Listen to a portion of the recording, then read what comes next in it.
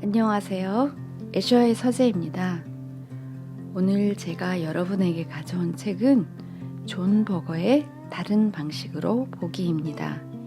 이 책은 영국의 BBC 방송에서 텔레비전 시리즈로 만들었던 다른 방식으로 보기를 엮어서 만든 총 7개의 에세이로 구성되어 있어요.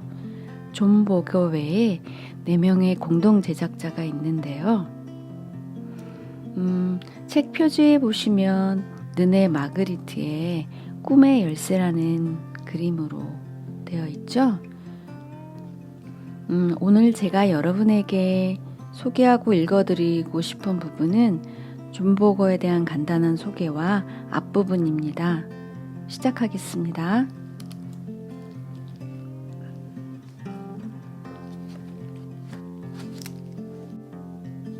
존 버거는 1926년 런던 태생입니다. 2017년에 사망하셨고요. 미술 비평가이자 사진이론가, 소설가, 다큐멘터리 작가, 사회 비평가로 널리 알려져 있습니다. 처음 미술 평론으로 시작해 점차 관심과 활동 영역을 넓혀 예술가, 인문, 사회 전반에 걸쳐 깊고 명쾌한 관점을 제시해 왔습니다. 중년 이후 프랑스 동부의 알프스 산록에 위치한 시골 농촌 마을로 옮겨가 살면서 농사일과 글쓰기를 함께 해왔습니다. 저서로 피카소의 성공과 실패, 예술과 혁명, 본다는 것의 의미, 말하기의 다른 방법 등 여러 책이 있습니다.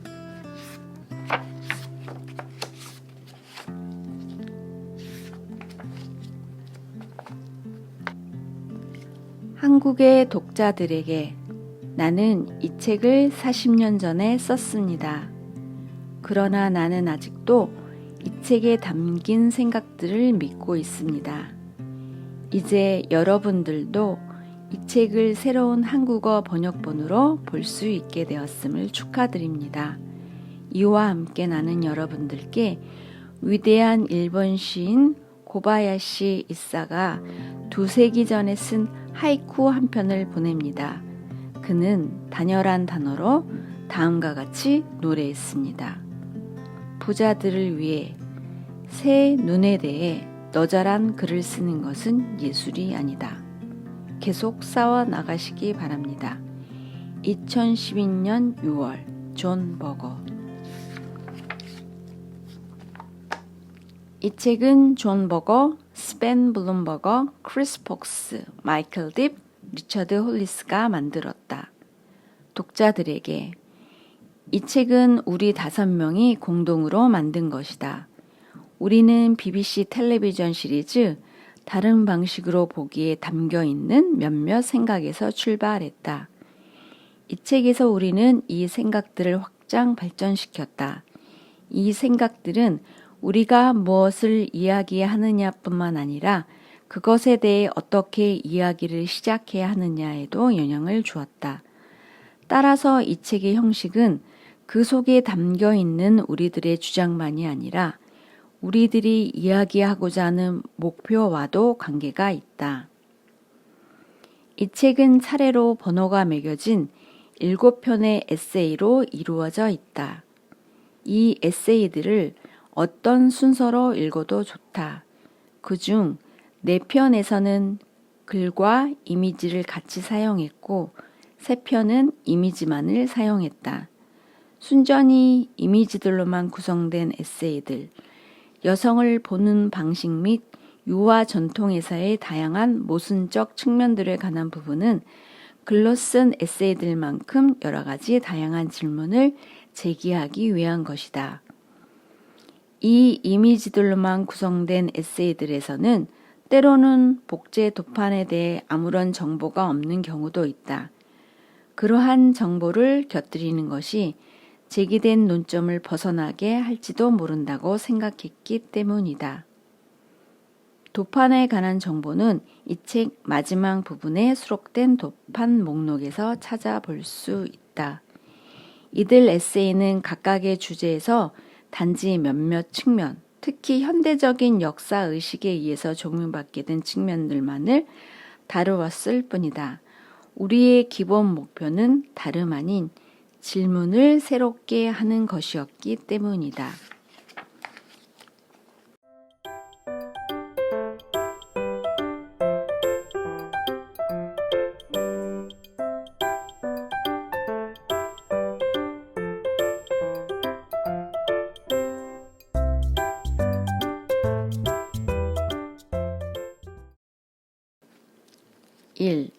말 이전에 보는 행위가 있다. 아이들은 말을 배우기에 앞서 사물을 보고 그것이 무엇인지 안다. 그러나 보는 행위가 말에 앞선다는 것 외에는 또 다른 의미가 있다. 보는 행위는 우리가 어디에 있는지를 결정해 준다. 우리는 우리 주위를 에워싼 이 세계를 말로 설명하고는 있지만 어떻게 이야기하든 우리가 보는 이 세계가 우리를 둘러싸고 있다는 엄연한 사실은 변하지 않는다.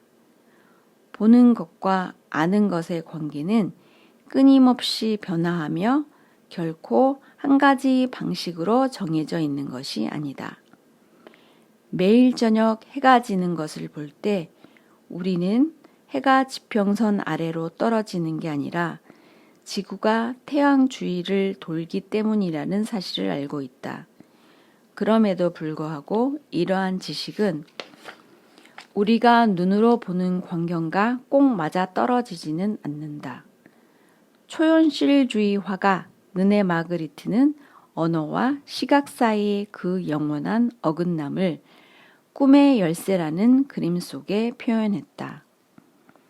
우리가 사물을 보는 방식은 우리가 알고 있는 것 또는 우리가 믿고 있는 것에 영향을 받는다. 지옥이 실제로 존재한다고 믿었던 중세 사람들이 보는 불타는 광경은 오늘날 우리가 보는 불타는 광경과는 다른 것이었다. 그럼에도 불구하고 지옥에 대한 그들의 관념은 불에 타서 재만 남고 모든 것이 다 소멸되는 시각적인 전경과 불에 댄 고통의 체험에서 생겨난 것이라고 할 수 있다. 사랑에 빠져 있을 때 사랑하는 사람의 모습은 완벽해 보인다. 그 어떤 단어도 그 완벽함을 제대로 표현할 수 없으며 사랑의 행위만이 일시적으로 그 완벽함을 표현할 수 있다.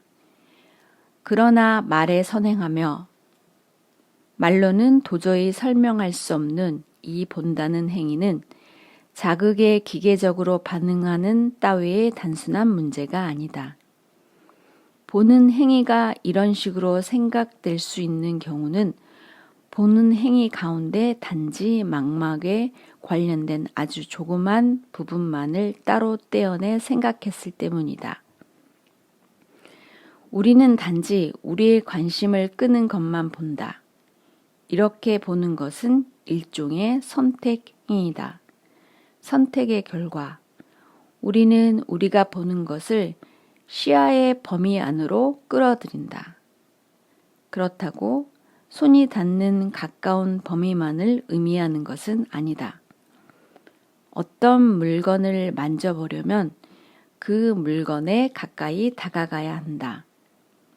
눈을 감고 방안을 한번 돌아보라. 그러면 촉각의 기능이 일종의 움직임 없는 지극히 제한된 성격의 시각과 비슷한 것임을 곧 알아차릴 수 있다. 우리는 결코 한 가지 물건만 보지 않는다. 언제나 물건들과 우리들 사이의 관계를 살펴본다. 우리의 시각은 끊임없이 능동적으로 움직이고 우리를 중심으로 하는 등 그런 시야 안에 들어온 물건들을 훑어보며 세계 속에 우리가 어떻게 위치하고 있는지 가늠해 보려 한다. 우리가 어떤 것을 볼 수 있게 되자마자 타인도 우리를 볼 수 있다는 사실을 의식하게 된다. 이렇게 타인의 시선이 우리의 시선과 결합함으로써 우리 자신 역시 가시적 세계의 일부라는 사실을 납득할 수 있게 된다. 만약 우리가 저 너머의 언덕을 볼 수 있다는 사실을 받아들인다면 그 언덕에서도 역시 우리가 보일 거라고 말할 수 있다. 이와 같은 시각의 상호작용적 성격은 대화의 상호작용보다 더 근본적인 것이다. 때로는 문자 그대로 또는 은유적인 의미에서 자기가 무엇을 어떻게 보았는지 상대방에게 설명하기 위해 그리고 상대방은 무엇을 어떻게 보았는지 알아내기 위해 대화하는 경우도 있다. 우리가 이 책에서 사용하는 이미지라는 단어는 모두 인간이 만들어낸 이미지를 가리킨다. 이미지는 재창조되었거나 재생산된 시각이다. 그것은 특정한 장소, 특정한 순간의 사물의 어떤 모습 또는 모습들을 본래의 장소 및 시간에서 따로 분리해내 일정 기간 또는 몇 세기 후까지 보존하기 위한 것이다. 모든 이미지는 하나의 보는 방식을 구현하고 있다. 사진도 마찬가지다. 우리는 흔히 사진을 기계적 기록이라고 생각하지만 결코 그렇지 않다.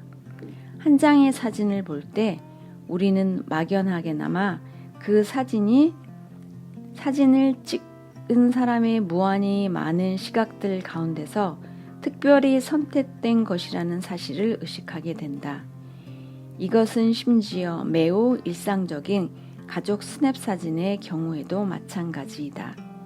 사진가의 보는 방식은 주제 선택에 반영되어 있다.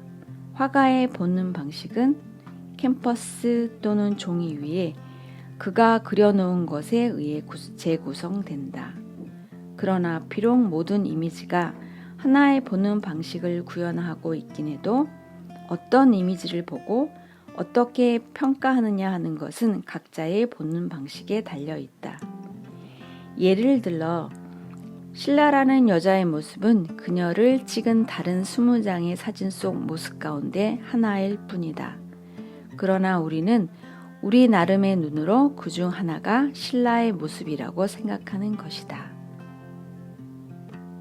오늘은 여기까지 읽겠습니다. 감사합니다.